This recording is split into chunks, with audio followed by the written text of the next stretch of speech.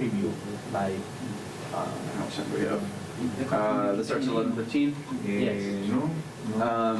So yeah, no mic flags in the studio. And yeah, if you want to do it, you should probably do it now because we only have 10 minutes to start. Not the logo. No. No, the logo. No logos for yes, any of the yes.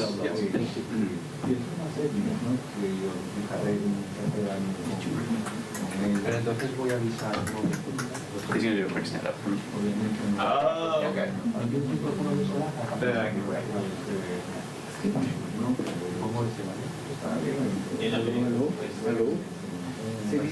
¿Cómo están los buenos días? ¿Me puede estar grabando un paso para DDCN, por favor? Roberto.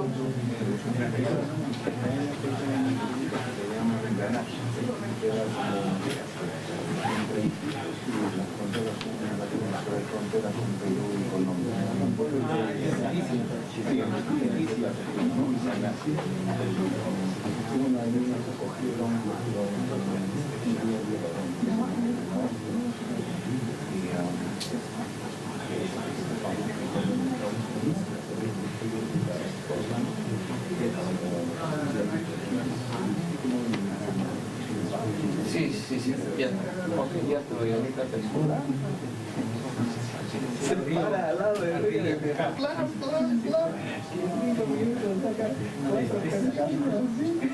Yo lo he intentado. ¿Cómo estamos?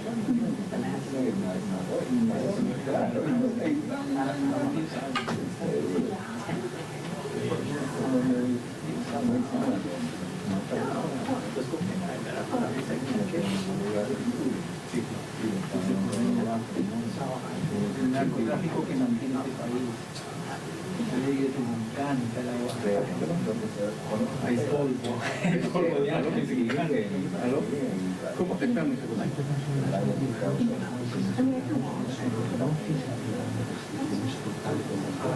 Ya. ¿Habla? Sí, ¿qué tal? Son en total 18 los países afectados. Me avisas.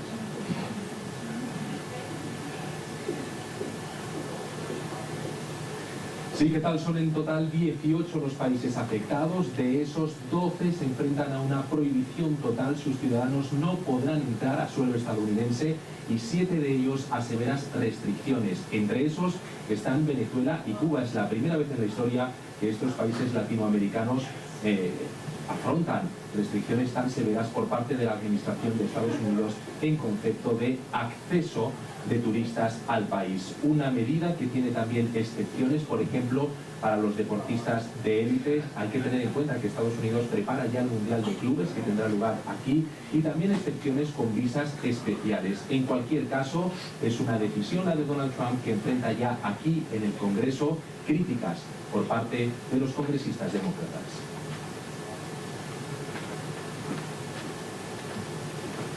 Salida.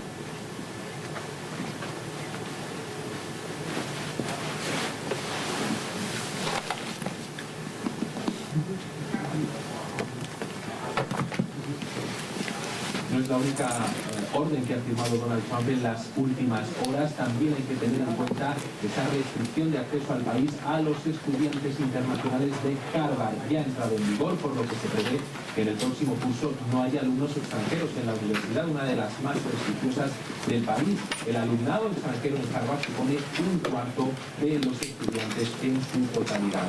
Por cierto, que más del 50% de alumnos de la escuela política de Harvard son también estudiantes internacionales. Y esta decisión afecta a ciudadanos de todo el mundo, también a colombianos.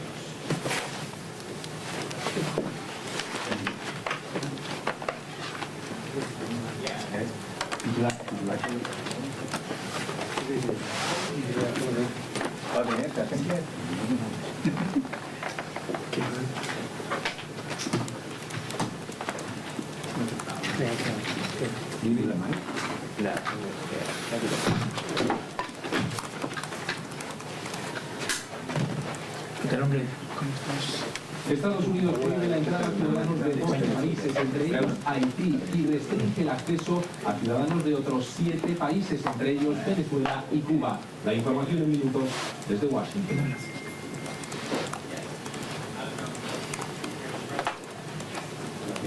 country. Todo es para él.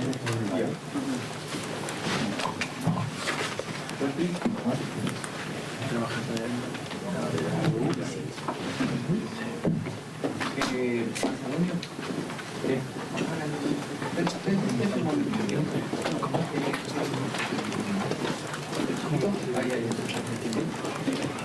Barcelona. No te sacaron, sí, claro. Ahora lo tienes, es que lo he grabado ya porque ya va a empezar la hora de prensa, pero después si no es posible, entonces hay que dejarlo, ¿vale? Gracias. Me dices que tal.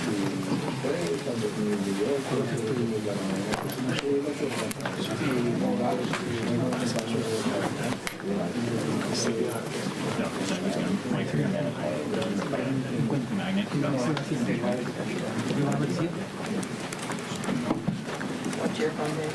They have the camera.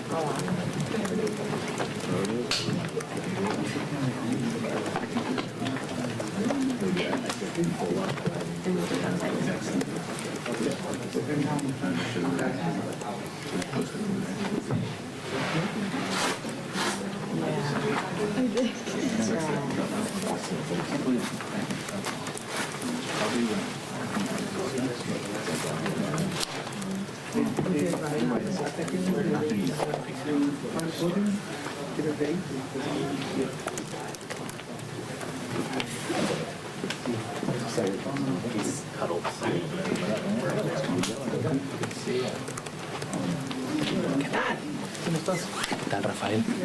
Oye, la vamos a dar en directo a la hora de prensa, vamos a conectar un grupo aunque sea, y luego ya llevar un paso si podemos despedir. Sí, está García, está Lu Correa que hablan español, pero no mínimo 3 que hablan español, pero que van a ser 50 entonces conseguimos una soberanía. ¿La prensa la van a dar en inglés? Casi está en inglés, pero generalmente los que hablan español, español siempre va a chicos, o sea, Vale. dicen unas palabras en español y se las Aquí no tenéis. How's it going, guys? Anyone need a mic check or like white bounce, or are you all good? Uno para traducir el en vivo. You're good. Exacto. He's good. Gracias. They're good. Porque hablarán Cool. de la restricción. La restricción del país. seguro alguien le va a preguntar. Sí. Pero todo el tema son los otros de Los centros de Listo. Gracias. You too? What's going on? Let's see. I'm heading to New York and New Jersey tomorrow for New Jersey's primary right away, and trying to get New York reporting on it done ahead of the mayor's race. Grateful to AOC people because they were, if you had a relationship, if reporters talking to us, like, flag me, like, even if she's going to endorse, like, yes, she'll endorse him after the debate, don't worry about it. And they, like, that's what they did. But they just had everybody breathing down their necks demanding they endorse every single thing. They were not going to go show you. Yeah. Well, it's like the usual, if you're a reporter with a relationship with them, they would tell you obnoxious things you have to deal with.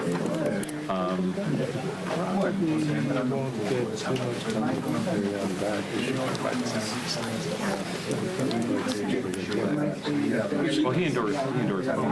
Yeah. I don't think she like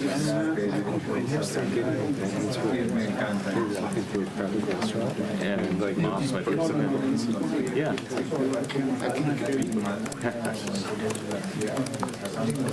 No, absolutely.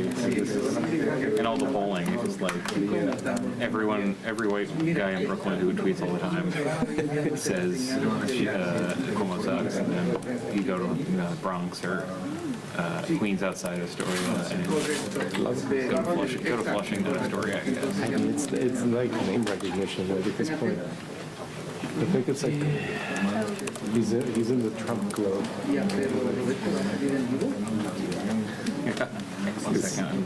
It's kind of messed up.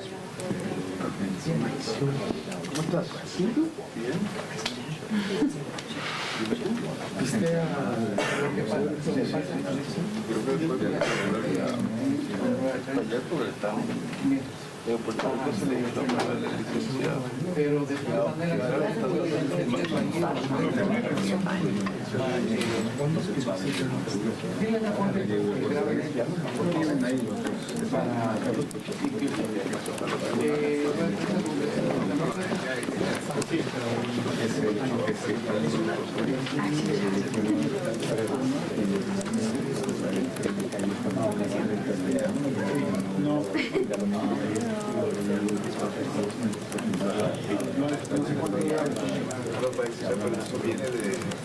Ponle una hora, ponle una hora. Yo el sábado pasado por la comunidad dominicana estaba a estaba acompañando por la gobernadora electoral del alcalde de San Juan, que piensa que va a ser el próximo candidato. Por otro planteamiento le han colgado. Correcto. ¿Qué te dice Rafael? Hello. When the press returns, if there are free seats in the back, feel free to take. Should be starting within the next 5 minutes. En vivo. Gracias, chamo.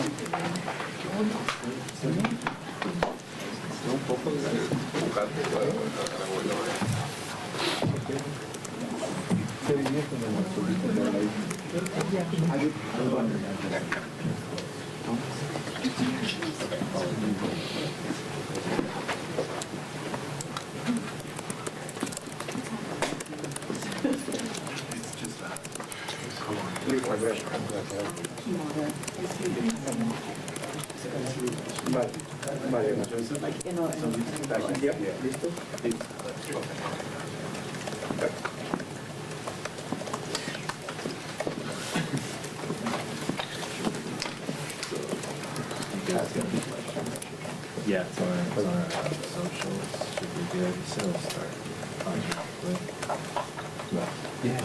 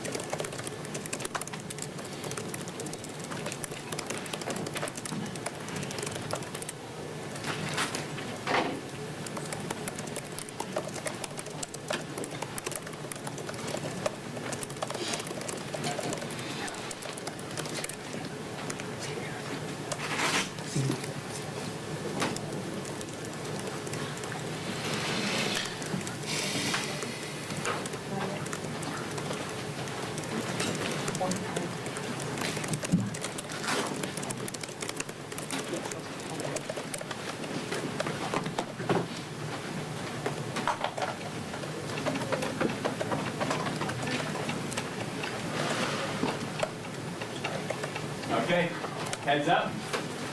Heads up. Yeah.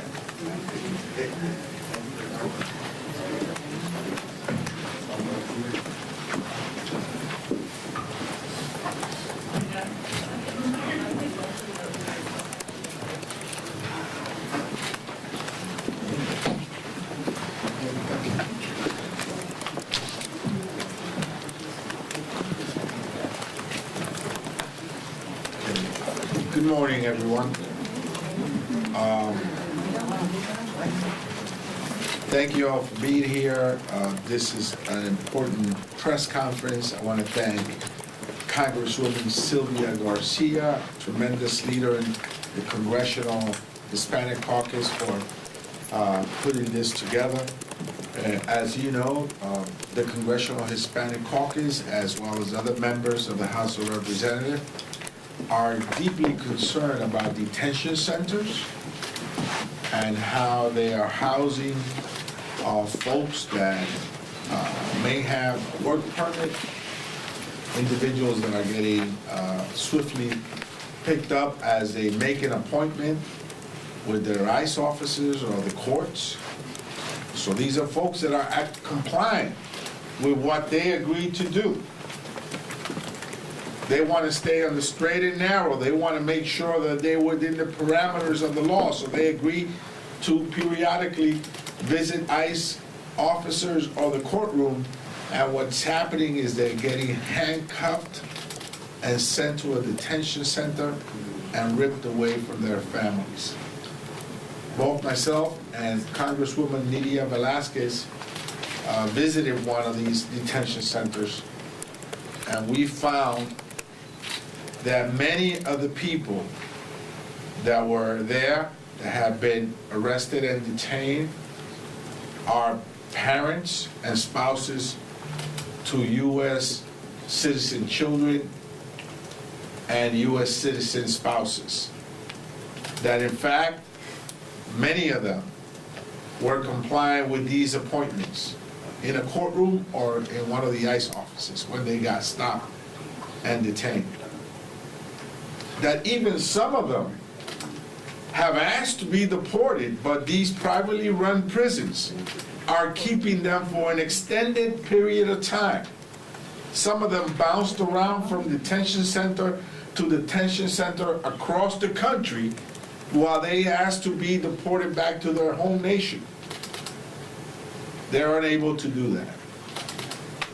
So this is a crisis. A crisis where we must determine whether these centers are motivated by the profit margins that they make, and whether due process is being dramatically and vulgarly violated.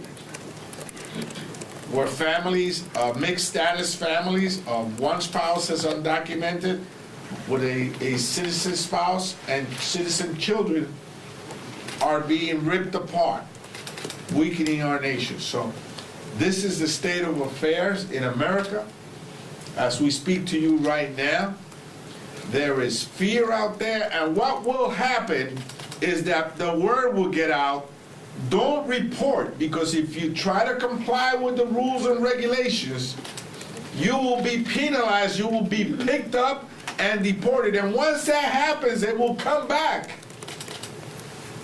with the excuse that these folks are violating the law.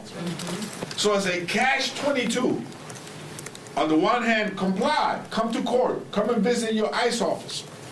On the other hand, when you do, you come and get arrested, so you won't go, and then you're in violation of the law. It's entrapment, I think. And so we will fight back. We will continue to hold these centers accountable. It is our jurisdiction to have oversight over them, and we have a tremendous group of members of Congress. And by the way, the Louisiana system is particularly egregious. And there's litigation going on right now as we speak, challenging the humanity of it. So with that, I leave you with Representative Sylvia Garcia from Houston, Texas. Thank you, Mr. Chairman, and thank you all for joining us today. And thank you to all my colleagues for here standing strong to ensure that we as members of Congress continue and keep our oversight responsibilities and continue to visit these detention centers so that we can ensure that they're running properly, that they're not mistreating people, and that they're following the rules of the law. Journalists in this room know how important it is to shine a light where others would rather keep the truth hidden. That's your jobs. That's why I take my role in congressional oversight so seriously. During the district work period, CHC members and House Democrats didn't take a break. We went out into our communities and to detention facilities to see what's happening to people in ICE custody. This administration has shown an abject contempt for the Constitution. They've twisted the Department of Homeland Security into a secret police force to terrorize immigrants. and in many cases, U.S. citizens as well. They're wearing masks and ambushing people. Republicans told the American people that immigration enforcement would target dangerous individuals. They're rapists, they're murderers, they're drug dealers, they're cartel. They would go on and on about all of these heinous crimes. But that is not the case that we're finding. We just saw another story last week in Massachusetts. A high schooler on his way to sports practice was taken and vanished into an ICE facility. We don't, as of today, I still don't know where he is. If that's what made it to the front page, imagine what's happening that's not making the front page. That's not making the front page. That's why these oversight, investigations are so important. Last week I visited a Houston contract facility, one of the privately owned, as the chairman put it, and met with the operators and an ICE representative. We were able to tour the facility. We didn't get much pushback. They respected that I was there unannounced. And we toured it. We saw their medical facilities. We saw a pharmacy. We saw family visitations happening in real time. But the work is not over. This was one of more than 150 ICE facilities currently in use, and that number is going up by the day. There are nearly 50,000 people in detention, and Texas has more than 12,000 of them. Democrats will crisscross the country, inspecting facilities, demanding answers, and making sure that we use the powers of oversight to protect the rights of all. But again, this is not happening at the moment. What is happening, in my view, is just sinister, cruel, and inhumane. Of the 800 detainees at the facility the day I was there, I asked the so-called warden about how many of them, and I looked at him, y'all, and just said, look, you're a Texan, I'm a Texan, we know what a felony is, we know what a heinous crime is. About all of these 800 people, about how many would fit that category. And at first he says, well, we don't keep track of that. I said, well, I'm sure you do. I said, just guess. I said, just tell me, what's your guess? You're the warden. He said, oh, I would say about 10. 10 out of 800 are the people that convict in the White House talked about during his campaign, that he would go after the heinous murderers and rapists and killers. But maybe 10, or in this facility of 800, because the people there are exactly the people that the chairman talked about. They're parents, they're spouses, they're workers, they're contributing to our country. This administration is rounding up far too many people who have come here legally, who have protections, and even some U.S. citizens, including citizen children. They're acting like the Constitution just doesn't apply to them. They're talking about taking away habeas corpus, and I can tell you as a former judge, I'm offended by what is coming out of the White House. And I can tell you what they're planning to do, they cannot do under the Constitution. I tell people all the time, democracy is a gift we pass from one generation to the next, but it is not guaranteed. It is frail, and it will only survive if we fight for it. So this is not just about immigrants. This is about the rule of law. This is about our democracy. This is about whether your government can kidnap a child from a bus stop because of their skin color and send them to a prison, because really that's what they are, without going to court, without a lawyer, and without any recourse whatsoever. And to the press, I hope you all stay on this.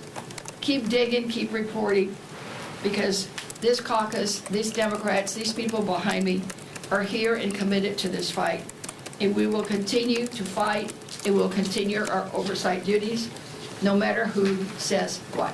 Thank you. I yield now to my colleague from New York, Mika Velasquez.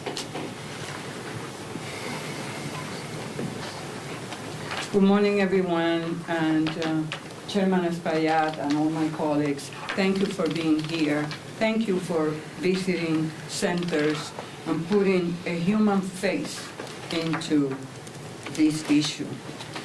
As the chairman said, he and I visited the ICE Detention Center in Elizabeth, New Jersey, and what I saw was heartbreaking. We met people who have lived here for years, who have families, and who have built lives in their communities. now suddenly uprooted. Some have been held for months with no end in sight, no clear timeline, no answers, and no way forward. Some of the people we met were detained after showing up for routine check-ins. They followed the rules and were taken away anyway. What we and our colleagues witnessed was a system being used to punish people simply for being immigrant. And we all know that cruelty is the point with this president. And we saw a private prison system profiting off that misery, making money hand over fist. We asked, and we were given information by the detainees, some of them who already asked to be deported. One, a Russian woman who asked to be deported a year ago. When I asked the warden why is she still here? Is she voluntarily want to be deported? No answer, not concrete information. Then I said, someone is making money out of the fact that she's staying here. So all these private contractors are profiting from the pain and suffering of people that comply with the law and the rules. That's what is happening. Now the next step is to check how much contributions are some people getting out of these contractors. Mm-hmm. The people we met were not violent felons. Just more evidence that Trump was lying when he said he was only going after criminals. He's going after immigrants, full stop. Mothers, union workers, green card holders, people who have lived here for decades, people with legal protections who are still being disappeared by this administration. This is what happens when a president decides the rules do not apply to him.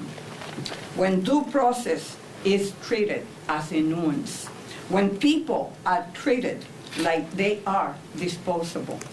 We have seen people deported to countries where their lives are in danger. Legal protections ignored, court orders defied, and billions in taxpayers' dollars funneled to private detention centers with no real oversight. And we are here to say, hell yes, we will be conducting oversight because that is our constitutional responsibility. Hear me loud and clear. Thank you. And next, we'll have Pramila Yayapao. Thank you so much, Representative Velasquez. Thank you, Chairman Espaillat, for your leadership of the Hispanic Caucus. Also to my colleague Sylvia Garcia for putting this together. We miss her on the Judiciary Committee where she served so capably on the Immigration Subcommittee. Thank you also to Lou Correa, who also is on the Immigration Subcommittee. As ranking member of the Immigration Subcommittee, I want to thank all my colleagues who exercised our constitutional authority and responsibility to conduct unannounced visits to ICE detention centers over this last in-district work period. As the Trump administration ramps up its mass deportation plans, sending masked men to snatch, kidnap, and disappear immigrants of all legal statuses across the country, it is critically important that we members of Congress continue to investigate what are supposed to be civil detention centers, but instead operate as private for-profit prisons with substandard medical care, and they make billions of dollars, as Congresswoman Velasquez said, in contracts from this administration, detaining people of all legal statuses, including legal permanent residents, spouses of U.S. citizens, and people who have been living in this country for more than a decade.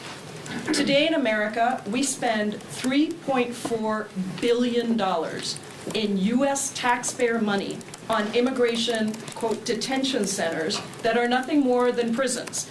And they make, as I said, enormous profits, all paid for by taxpayers. Just contrast that with only $840 million that we spend on the immigration judicial system, the ability to actually process people and have people get what they need in the courts. We are making it profitable to detain immigrants, most of whom are simply waiting for a bond hearing. That's why they're in there, not because they've been convicted of any crime, not because there's anything other than just waiting for a bond hearing. And so it's profitable to detain people even when it's illegal, it's unconstitutional, there's no charge. These detention centers make money over and over again. We in Congress intend to hold this administration and these for-profit prison companies accountable, and we will not be detained, deterred, or silenced in our responsibility and our authority to do so. As a longtime immigrant rights leader, even before I came to Congress, the organization that I ran did the first ever human rights abuses report on the GEO-run Northwest Detention Center in Tacoma. And last week, with my colleagues, Representatives Randall and Representative Dexter, we paid an unannounced visit there. Despite being delayed for an hour in entering the facility, which was completely needless, and we later heard an apology, and being denied the ability to speak to all the detainees that were there, we were able to speak to two people who I showed up with privacy waivers for them. The first woman has been in the country for 20 years. She was swept up in a raid at the workplace, and she was detained less than a week before she was going to get married to a U.S. citizen. The other person was a man who has been in this country for 31 years as a legal permanent resident. He's a proud member of the Machinists Union, and he's the primary provider for his U.S. citizen wife and his U.S. citizen children. These are not the so-called worst of the worst that Trump kept saying he was going to go after. These are simply people who love this country, who have been in this country for decades, who are married to U.S. citizens and have U.S. citizen children, and do not understand why the country they love would be doing this to them. I think we all believe that if Americans knew who was being imprisoned in these for-profit prisons, they would be offended that their taxpayer dollars are being spent on this. And they would understand that if this administration can do this to people who have done no wrong, who are here with legal status, avoid due process, completely undermine all the protections that are built into our Constitution, they can do that to anyone. And that is why it is so important that we continue to shine a light on this, that we call it out, and that we refuse to allow the Trump administration to get away with what they are doing. And with that, it's my great honor to introduce a tremendous representative from Louisiana, one of the places we see a lot of immigrants shipped over to us, Representative Troy Carter. Thank you. Thank you, Representative John Paul, and a huge thanks to the leadership and all of my colleagues behind me. I want to thank you all for being here, particularly the press, because we depend on you to transcend the lies, to advance the truth, and to dig a little deeper and ask the question, why? Why? I stood alongside a powerful, principled congressional delegation that I led in my home state of Louisiana. It was bicameral. It was Senator Markey, Congresswoman Presley, Congresswoman McGovern, and Congressman Thompson. As we visited ICE detention centers in Gina and Brazil in Louisiana, what we saw was disturbing. What we heard was unacceptable. We met with several individuals that were being detained. We met with Wendy Brio, a New Orleans area mother of 3 from my district, detained after ICE asked her to come in for her routine checkup. Ms. Brito is a volunteer in her children's classroom. She's been in the United States for 17 years. She's married to an American citizen. All of her children were born in the state of Louisiana. Ms. Brito is a model. individual who shows up. She volunteers in the schools. She is an example of someone doing the right thing. She was going in for her regular checkup when she was detained. She was not told why she was being detained. She was not afforded the ability to have counsel. She was not given due process. How could this possibly be right in America? How could this possibly be right? The Fifth Amendment rights were violated. This is not about immigration enforcement. This is about targeted cruelty. This is about the Trump administration using government and its power to silence dissent, intimidate communities, and chip away at the very foundation of our Constitution. This has to mean something to everyone. Republicans and Democrats have to be concerned when our democracy and the rights that we all are afforded are chipped away unilaterally by one individual. Yeah, we should all be scared. Republicans, Democrats, independents, and the like. Because if it happened to them, it could happen to you, it can happen to us. We got to talk about this. We got to turn the lights on. And let me be clear for those who might misunderstand or choose to misinterpret. No one should be thrown into a federal custody for simply speaking their mind. No one should disappear from their family without cause. No one should be punished for writing in their school newspaper. No one should be challenged because you disagree with what they say. Listen, our free speech is not built on only protecting speech that we like. In fact, it is protected against those things even we grossly dislike. That's not the point. The framers of the Constitution were very clear. We don't want tyranny. We don't want a king. We want a democracy where you're free to challenge your leaders, to challenge their policies, to speak freely without fear of persecution. This president clearly doesn't like that. And we're seeing it acted out every single day. These abuses demand transparency. They demand accountability. They demand congressional oversight. And we're going to do just that. We won't stop fighting for the Wendy's of the world. We won't stop fighting for the individuals of the world who are being persecuted for no crime. When we visited Louisiana, one of the things that was most telling is that none of these individuals that we spoke to were being held for a crime. Many of which, as my colleagues have just said, offered to just send me home. And they wouldn't. It's because it's a for-profit entity. Louisiana is different in most because we are above the 72-hour frame. Most of the centers across the country are required to release them after a short period. In Louisiana, you can keep them longer. Hence, you see people go from center to center to center. Why? Because they're timed out, they send them to another center. They're timed out, they send them to another center. Because they're making money. Because as long as there's a body in the cot, there's a check in the bank. We cannot allow this gross miscarriage of justice to go on.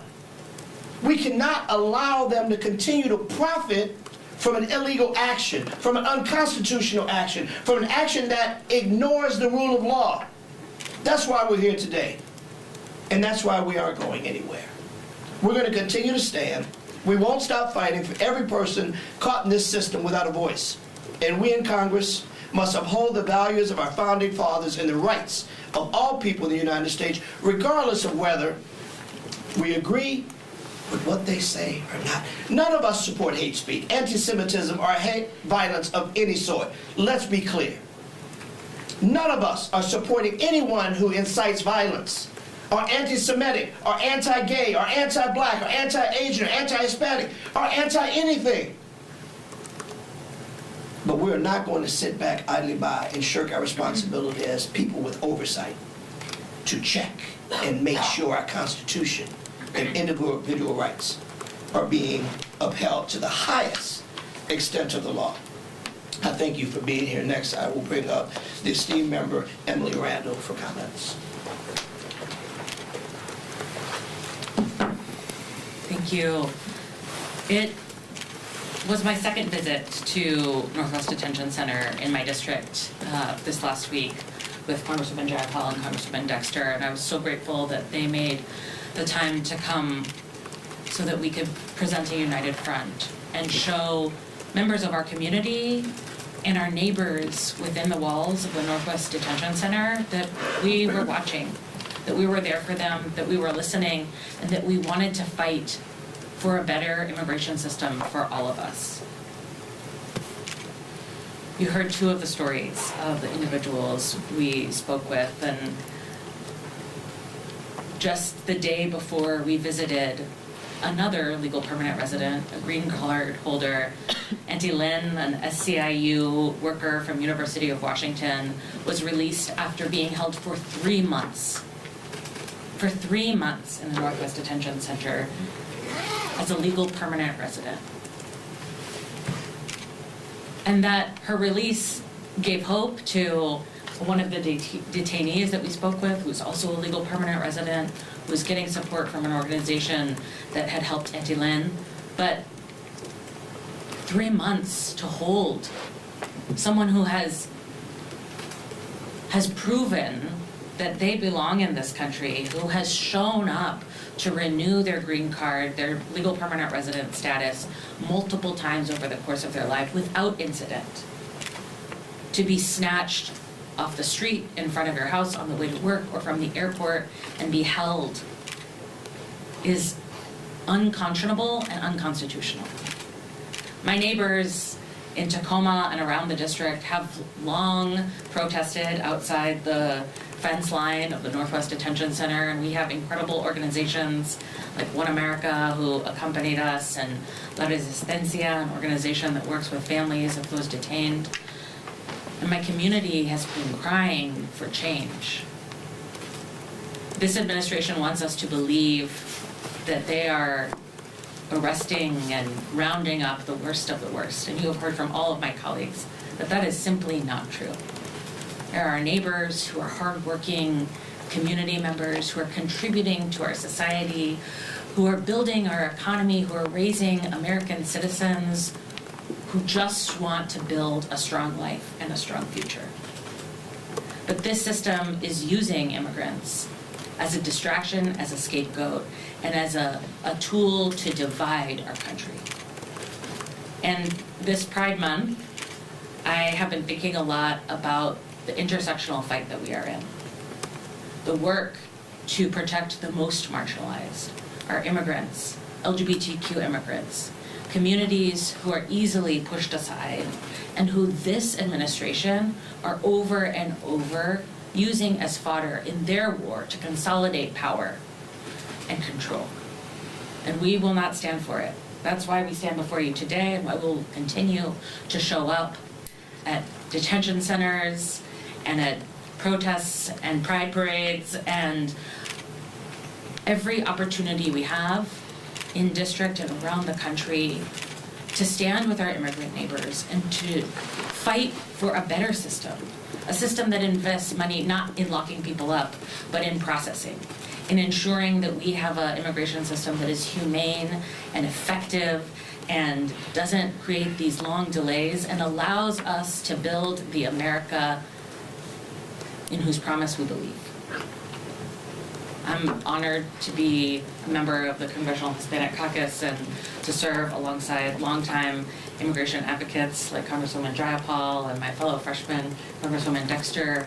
I know that when we work together as members of Congress and with community, we are more powerful, and we are not giving up this fight.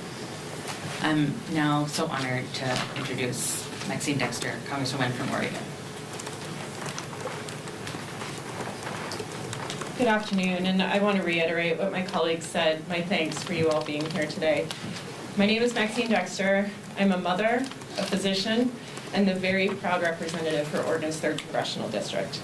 And last week, as you've heard, I conducted my duty my duty to perform oversight with my colleagues, Congresswoman Jayapal and Congresswoman Randall. We were unannounced. We arrived at the Northwest Detention Center in Tacoma, Washington. What I have to continue to underline is this is a for-profit institution that benefits from the unconstitutional imprisonment of people throughout our districts. This facility serves all of the Pacific Northwest. And Donald Trump, as you've heard, is claiming that he is targeting violent criminals, the worst of the worst. But what we saw, is very different. He's going after union members, lawful permanent residents, people who have lived in this country for decades, people who pay taxes, raise families, and contribute to our communities in the ways that you've heard. They're very meaningful. And their children have had their parents ripped away from them, or they themselves have been ripped away from their families. These are breaking up families. They are citizens. We are undermining trust. We are decreasing the likelihood that people believe in the promise of America when we do this. He's detaining our neighbors, our coworkers, and our loved ones. And again, he's doing it without ensuring due process, without meaningful oversight, and with blatant disregard for human dignity. At the Northwest Detention Center, we met Maximo, a lawful permanent resident, a proud member of the Machinists Union, and a father, as you've heard, of 3 U.S. citizens. He came to the United States at age 12. He is married to a United States citizen, and his family said he has no history of violent crime. And yet he was detained by ICE while returning from a trip with his wife to celebrate their 20th anniversary. He was then sent to the Northwest Detention Center after being kept in the airport facility for 5 days. No explanation to his family, no explanation to him why he was being detained. This is not an outlier story. It is emblematic of a system that has been weaponized to instill fear, break families apart, and funnel billions of dollars into the pockets of for-profit prison contractors. And let me be clear, Trump's cruel immigration agenda is not about your safety. It is about cruelty, chaos, and control. And I'm here to say the emergency isn't coming, it is here. This is what authoritarianism looks like. But here's what gives me hope. Our communities are not powerless, and we will not stand for this cruelty. People across this country are rising up saying, enough. We refuse to accept a system that dehumanizes immigrants, tears families apart, and funnels billions into private prisons with no accountability. We are organizing, we are speaking out, and we are demanding justice.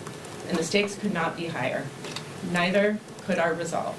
We must stay loud, we must stay focused, and know this. Every single person beside me will keep fighting every single day for a just, humane, and accountable immigration system that reflects the values that we hold as Americans. Thank you very much, and I now, go back to our chair. Our last speaker is Luke I'm Perez. so sorry. Thank you very much. I want to thank the press for being here today to make sure that these stories don't go unnoticed. These are serious violations of our law, of due process. And if I can, I also echo the comments made by my colleagues here today. But let me give you a bigger context here of what we're talking about. I'm out of Orange County, California. I'm home to the biggest number of dreamers in the country. We're the 4th largest economy in the world, California. Biggest ag sector in the United States, California. Most of those workers in the ag sector are undocumented. We have the biggest manufacturing center in the United States, California. Most of those workers are what? Undocumented. My point is simple. Our economy relies on this workforce. We also, by the way, give $100 billion more to the federal government every year as Californians than we get back. We're like everybody else. We want safe streets. We don't want serious violent criminals as our neighbors. And I would ask you, would a serious violent criminal show up in a courtroom? Of course not.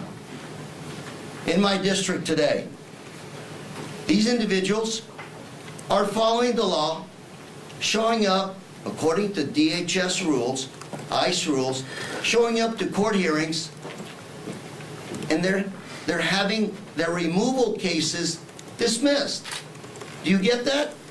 Show up to court for your removal case, it's dismissed. What do these individuals do? They walk out of the courtroom. Immediately as they walk out of that courtroom, they are rearrested and put into what is called an expedited removal process. You get that picture? Dismissed, expedited removal process for a process that's more expedited. Quickly get them out of the country. I would ask ICE, DHS, to think really hard. You've got individuals that are workers, part of our economy, contributing. Some have been here 20, 30 years. They're trying to comply with the law. They're following DHS directions, Homeland ICE. And when they think, I'm clear, they're rearrested. What's the incentive that you are creating or giving other individuals out there to go deeper underground? Ladies and gentlemen, this is not the way you want to run a country, the fourth largest economy in the world, or this great nation. Thank you, the press. Please follow these stories. Make sure you report them because the world needs to know what's going on. Thank you. Thank you, Lou. Thank you, Sylvia. Any questions?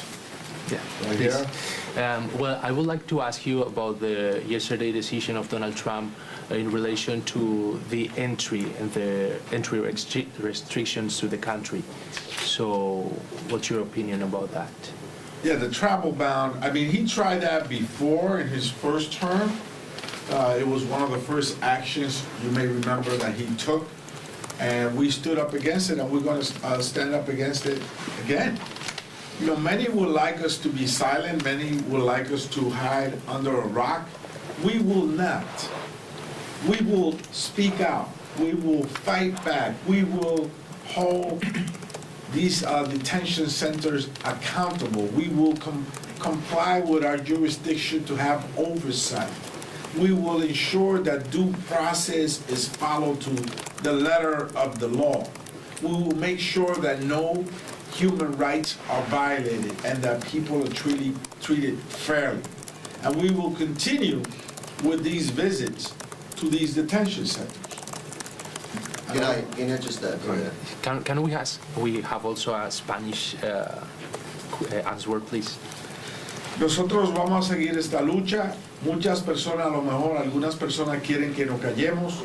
No lo vamos a hacer. Vamos a seguir con nuestra responsabilidad de asegurar de que el sistema de detención de esta persona sea un sistema justo, que no violente los derechos de ellos, que realmente los derechos en general a un proceso justo sea protegido por la ley. Así que estaremos en vigilancia y en apoyo de estos inmigrantes. I was about to add, I looked at that list of countries, the travel ban. I believe one of them was Afghanistan. And this last week I noticed American veterans of the Afghan war in our hallways fighting for Afghan refugees to keep them in the U.S. So you're talking about people that fought along Americans who watched their back of Americans, saved Americans in the battlefield, and now you are saying you can't come to the U.S. Again, what is the message we're sending the world when it comes to being in the battlefield with Americans? This is not good. Yeah, I just want to add that I'm very hopeful that just as the Supreme Court, held his first travel ban, and I think the second and third version, he went to 2 or 3 versions of it, held it unconstitutional, that they would do that again, because there's no rhyme or reason as how he picked and choose all those countries. It's just deplorable. I think it's unconstitutional, and I'm sure there will be lawsuits filed as quickly as they can. Question? Are you getting from ICE and ICE contractors all the access that you're seeking at the detention sites you visited? I must say that the Elizabeth, New Jersey Detention Center that we visited, there was no objection from it. But can I say something? We visited a for-profit center, so it was their decision to make. There was a representative there from ICE. But anything that we asked for in writing, like a copy of the inspection report, a profile of the 800 population that was there, you know, by age, by sex, things that we wanted in writing, they just said no. And he would always just look to the warden would look to the ICE guy and he'd go like, well, no, we'll have to ask ICE. We'll have to ask ICE. So yes, we got a tour. Yes, we were able to visit. But we got no data, no monthly reports, nothing to back up some of the things that they were saying. And in addition to that, when asked about the finances of the place, they had no answer. So we want to find out about the finances here, right? And they had no answer when we visited them. But we'll be looking at that as well. Right here and then right here. We obviously saw one of your colleagues, actually a group of your colleagues, be denied entry to an ICE facility, and then an altercation ensued, and then the Trump administration, through their district attorney, filed charges against one of your colleagues, Congresswoman McIver. Do those charges and does that, sequence of events give any of you pause about conducting oversight? And are you giving any of your colleagues advice for how to conduct these oversight visits so that you can get as much access as possible? Well, we will not succumb to any intimidation tactics. We will continue to comply with our duty to have oversight of these detention centers, and we will visit them within the parameters of the law. Well, CHC and a number of other groups have what we call the toolkit that kind of has guidelines of what to ask, sort of a checklist, and also things to do and how to respond to some of their actions. So yes, we provide some guidance. Some of the more alarming details you guys have shared, the masks, the apprehensions that seem to be happening to children on bus stops and that sort of thing. I guess that makes me wonder, what's the normative process that governs the way that ICE acts, especially when I think some Republicans look at that and say, there is no due process afforded undocumented immigrants. In your mind, what is supposed to happen in terms of what governs what ICE does and how they go about these apprehensions, and where can you point to, where do we see a departure from that norm, I guess? First, let me direct you to a particular case that occurred recently where a Honduran mom was being handcuffed and she went into a panic attack, and he took her little boy, maybe like a 5 or 6 year old little boy, to step up and say, "Mom, I'm here for you." Listen to that. That's the state of affairs here in America right now.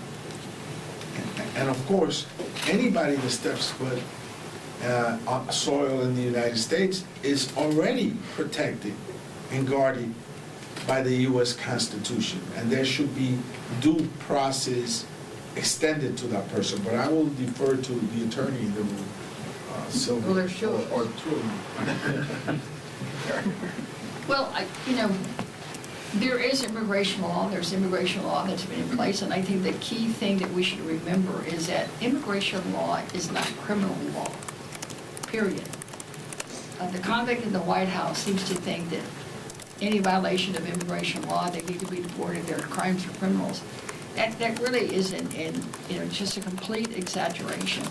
It's civil. It's what we call in law administrative law. It's a regulation. So the entire premise of this whole notion that immigration law is criminal law is just contrary to what immigration law has always been. And they should always have an opportunity, be able to have afforded an opportunity to go before an immigration law judge. They should be afforded the right to be able to hire an attorney. They should be afforded. Imagine children as young as 5 and 6 taken to a judge without a lawyer, without a guardian ad litem, without parents. I mean, how can a 5 or 6 year old present a case.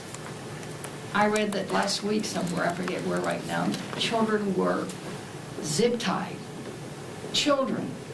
There's no reason for that. So if you ask me how do we normalize it, we start from square one. Because this administration not only has a sort of, kind of tosses the Constitution aside, they've tossed immigration law aside, any notion of due process. They really just want to do whatever they want to do to pick you up. And the bottom line here is, if they are picking up their U.S. citizen children, if they're picking up LPRs that live in permanent residence, if they're picking up people who have status, including students, they're masked, they just show up 2 or 3, at night. I've seen the tapes. That means the next one they could stop is you. They could just decide, because it's all profiling. Oh, well, you look like an immigrant, well, we're going to stop you. That never, anytime you profile, you're on the road to calamities. But I'll yield to the other lawyer. Yeah, I just want to simply say the Constitution affords due process, the rights to everybody, period. Period. One last question. Earlier you said it's a catch-22 for these people going to these hearings that they've been going to for years. What is your advice to immigrants who have to go to these hearings? What should they do to properly prepare? Is there anything they can do to properly prepare for these hearings if they have a fear they could be detained afterwards? Well, again, as Congressman Correa stated, many of these cases are being dismissed. And the minute they step out, those folks are arrested. They're rearrested and put in expedited removal. And my advice is make sure you have an attorney, consult with your attorney, follow the law. This is about following the law. And sadly, what I tell my constituents back home is you hope for the best and you prepare for the worst, which means if you've been here 20, 30 years and your deportation proceedings, you need to make sure that you prepare for who's going to take care of your children, who's going to be there to take care of whatever assets you have. So you hope for the best, you prepare for the worst. Thank you so much, Joe. Thank you for coming.